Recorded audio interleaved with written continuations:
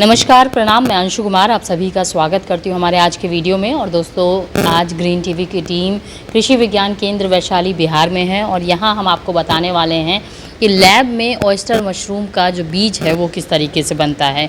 और जिस पर ज़्यादा जानकारी देने के लिए हमारे साथ जो है वो डॉक्टर प्रेम प्रकाश गौतम सर है, विषय वस्तु विशेषज्ञ पौध संरक्षण के। तो आइए सर का स्वागत करते हैं और जानते हैं ऑयस्टर मशरूम के बारे में ज़्यादा से ज़्यादा जानकारी।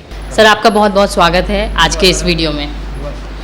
सर, हमें जो है वो प्रोसेस बताइए आप कि किस तरीके से लैब में तैयार होता है ऑयस्टर मशरूम का बीज।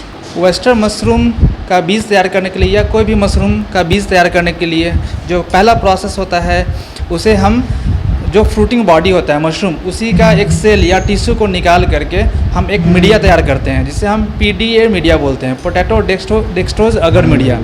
वो मीडिया को तैयार किया जाता है। उसमें क्या होता है कि छिला हुआ पोटैटो 200 ग्राम लेते हैं, उसमें 20 ग्राम अगर लेते हैं और 20 ग्राम डेक्सट्रोज लेते हैं। इसको एक सॉल्यूशन बना करके हम ऑटोक्लेव एक मशीन है जिसमें हम स्टलाइज करने के लिए इसको हम डालते हैं 15 PSI पे, यानी कि 15 पर स्क्वायर पाउंड यूनिट। इसमें 20 से 25 मिनट के लिए इसको रखते हैं ताकि वो स्टेरिलाइज हो जाए अच्छी तरह से। उसके बाद फिर इसका जो व्हिसिल के माध्यम से इसका प्रेशर को रिलीज़ करते हैं, फिर उसको हम ठंडे होने के लिए छोड़ते हैं। उसके बाद हम दूसरी मशीन हमारे पास है लेमिनार एयर फ्लो, तो उसमें हम इनोकुलेशन का काम करते हैं।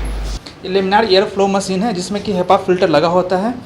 इसमें यहाँ पे बैठ करके जो सारा इनोकुलेशन का जो प्रोसेस होता है वो इसी में किया जाता है। इसमें 2 तरह के लाइट होते हैं, अल्ट्रा वायलेट रे निकलता है इसमें और एक लाइट जलता है। तो जिस समय हम इस पर इनोकुलेशन का काम करते हैं उस समय UV रे को बंद कर दिया जाता है जो कि कार्सिनोजेनिक इफेक्ट होता है, वो हमें कैंसर कॉज भी करता है। तो उसको ऑफ करके फिर हम लाइट के सहारे से यहाँ पे इनोकुलेशन का काम किया जाता है, यानी कि जो फ्रूटिंग बॉडी है उसको मीडिया में ट्रांसफ़र करने का काम यहाँ पर किया जाता है। तीसरी मशीन है BOD इंक्यूबेटर। ये तीसरी मशीन है BOD इंक्यूबेटर। इसमें जो इनोकुलेशन करने के बाद उसको इसमें रखा जाता है जो 25 डिग्री सेंटीग्रेड पर ये काम करता है। 25 डिग्री ± 2 डिग्री सेंटीग्रेड, यानी कि 24 और 26 डिग्री सेंटीग्रेड पे इसको रखा जाता है। करीब 10 से 12 दिन इसमें रखते हैं और उसके बाद देखते हैं कि इसमें माइसीलियम जो हमने मीडिया में ट्रांसफ़र किया है उसमें एक माइसीलियम जो फंगस का जो थ्रेड्स होता है वो पूरे पेटी डिश या टेस्ट ट्यूब को कवर कर लेता है। उसके बाद हम इसे मदर स्पॉन या फिर कमर्शियल स्पॉन की तरफ हम इसको प्रोसेस करते हैं। उसके लिए किया जाता है, सबसे पहले हम कोई भी ग्रेन लेते हैं जो फुल हो, मतलब उसमें कंप्लीट होल ग्रेन, उसमें कोई टूटा हुआ दाना नहीं हो या ख़राब दाना नहीं हो, उसको हम पहले से सेपरेट कर लेते हैं। तो जो होल ग्रेन होगा वीट का उसको हम हाफ बॉयल करते हैं ताकि उसका जो ऊपर का लेयर हो वो सॉफ्ट हो जाए।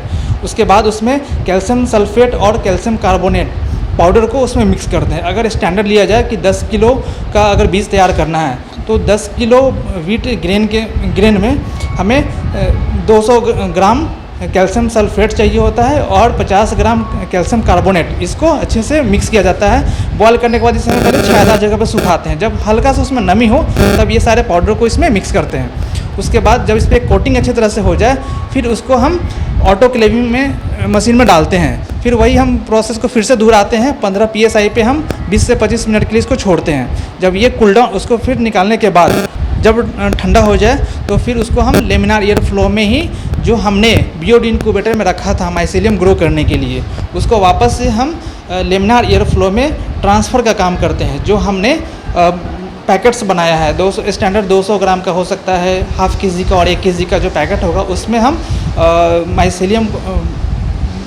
कल्चर को ट्रांसफ़र करने का काम करते हैं। उसके बाद हम वापस से उसको रूम टेम्परेचर या जो रैक्स होते हैं उस पर हम उसको रख देते हैं और देखते हैं कि हम 1 सप्ताह या 10 दिन में कि उसके जो ग्रेन्स होते हैं वो आपस में माइसीलियम के थ्रू कवर कर लेते हैं उसको। तो हम कह सकते हैं कि हमारा जो स्पॉन है वो रेडी हो गया है कल्टीवेशन के लिए। देखिए ग्रीन टीवी YouTube पर भी, बस सब्सक्राइब करें और बेल आइकन दबाएं।